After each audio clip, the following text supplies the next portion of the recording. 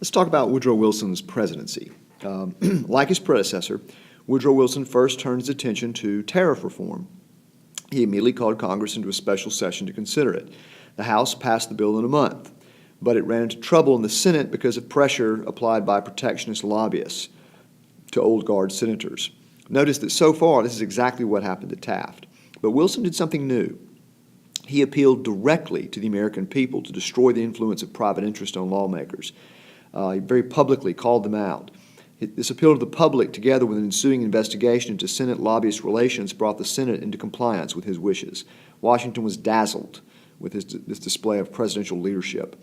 The resulting Underwood-Simmons Tariff Act, also known as the Revenue Act of 1913, achieved the long-sought progressive goal of tariff reductions from approximately 40% to 25%, very significant. Now, this was the government's main form of revenue, so to replace that lost revenue, the bill also implemented a federal income tax, this time made legal by the ratification of the 16th Amendment. Supreme Court couldn't strike it down this time. This, too, of course, was a major progressive goal. Wilson also kept Congress in session through the summer to consider various plans to reform the financial system. The Panic of 1807 had prompted creation of something called the National Monetary Commission to study the problem and outline a course of action. Everyone agreed for the need for regulation of banks and currency, but differed on how to proceed.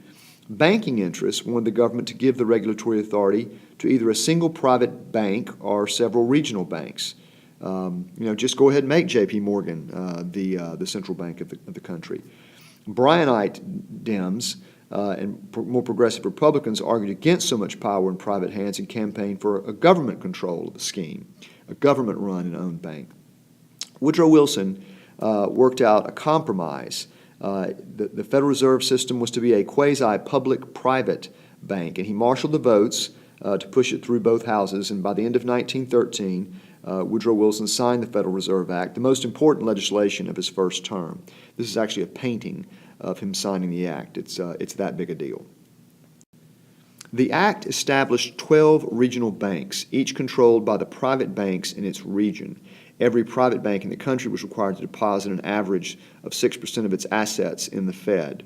Therefore, the private banks in, say, Region 12, the West, they owned the San Francisco Regional Bank. This was the private part of the system. These reserves would be used to make loans to member banks and to issue paper currency to facilitate financial transactions. A Federal Reserve Board, however, appointed by the President of 7 governors and responsible to the public rather than private banks, would set policy and oversee the activities of the 12 regional banks. That's the public part. The Fed system strengthened the nation's financial structure and was in most respects an impressive political achievement for Wilson. It revealed, however, his slow retreat from the New Freedom Pledge. The Fed was a less powerful and less centralized authority than a national bank would have been, but it represented a substantial and permanent increase in government control over banking. Moreover, the bill made no provision to attempt to break up private financial institutions or to prohibit the interlocking directorates that large banks use to augment their power. Because it sought to work with large banks rather than break them up, the Fed seemed more consistent with TR's New Nationalism than Wilson's New Freedom. Wilson's failure to mount a vigorous antitrust campaign confirmed his drift toward New Nationalism. For example, in 1914, Wilson supported the Federal Trade Commission Act, creating the Federal Trade Commission, or FTC, to regulate business practices.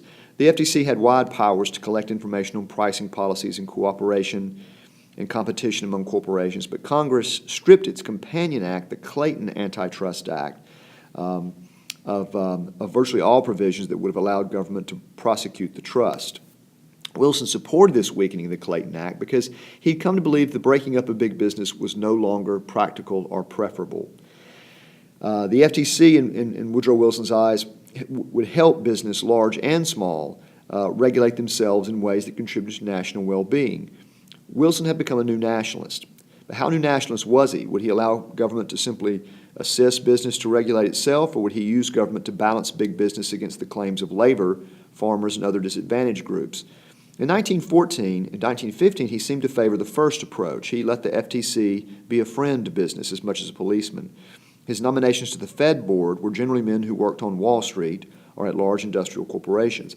At this time, Wilson usually refused to use government power to aid workers and farmers. Earlier court rulings had made labor and farmer groups vulnerable to prosecution under the Sherman Antitrust Act.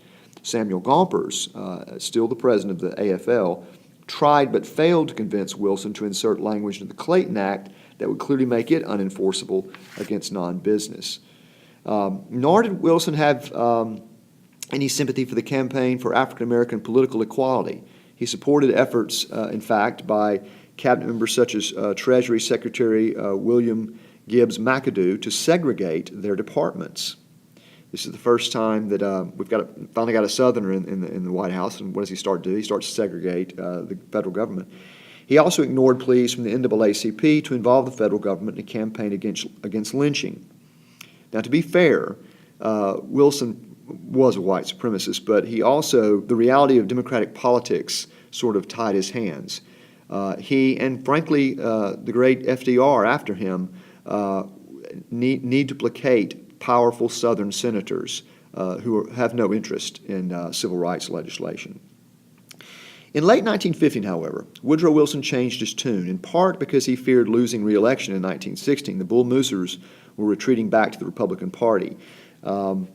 Woodrow Wilson had won in 1912 because the Republicans split, and so he began to make efforts to recruit progressive Republicans, and so he begins to be a little bit more progressive. In January of 1916, he appointed Louis Brandeis to the Supreme Court. Not only was Brandeis one of the country's most respected progressives, he was also the first Jew nominated to the Supreme Court. Congressional conservatives tried to block the Brandeis nomination as too radical, but of course Woodrow Wilson won. He'd proven himself to be a vigorous parliamentary leader. He followed up by pushing through Congress the Kern-McGillicuddy Act, which provided workmen's compensation to federal employees, the Keating-Owen Act, which was the first federal law outlawing child labor, and the Adamson Act, which provided an 8-hour workday for the railroad industry only, but still 400,000 workers. The numbers affected by these acts were small, but Wilson was redirecting the Democratic Party to a new nationalism that was concerned about the interest of both big business and the powerless. Union people flocked to Wilson, as did many progressives from the Bull Moose Party. Meanwhile, Wilson appealed to the Bryanites by supporting legislation that made federal credit available to farmers in need. He thus put together a coalition capable of winning the polls, and from 1916 on, the Democrats, rather than the Republicans, were the guardians of the American reform tradition.